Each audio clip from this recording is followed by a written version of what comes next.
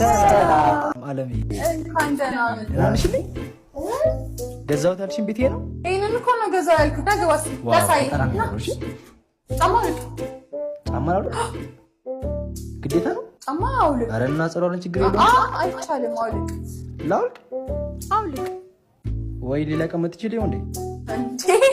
እዚህ ድረስ ማመተክ ሳታያት ምንድነው? አውልቅና እንዴ ላይቶቹ እንዴት ነው የሚያወሩት? በእናትሽ ያምራል።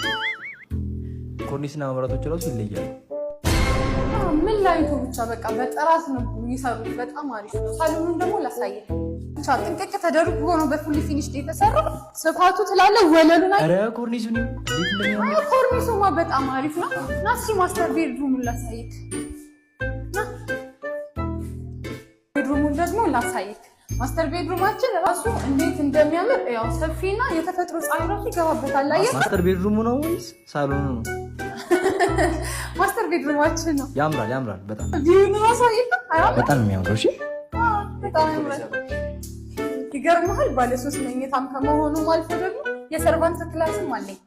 አንተ ራሱ የመጣ ከዚህ ማድረስ ትችላለህ ብለሽ ነው? አዎ ይገርምሃል። ይህ አፓርትመንት 173 ካሬ ላይ ነው ያለው። አስበው ደግሞ እንደዚህ አይነት ቪው ጋር ቦሌ ላይ የኔ መሰለ አፓርትመንት ከማን የገዛሽው? ምንድነው ካልሲክ? እባክሽ እሱን ተይና ከማን የገዛሽው? ከሴንቸሪ። ካልሲክ ምንድነው? እንደውም ብሄድ ይሻለኛል።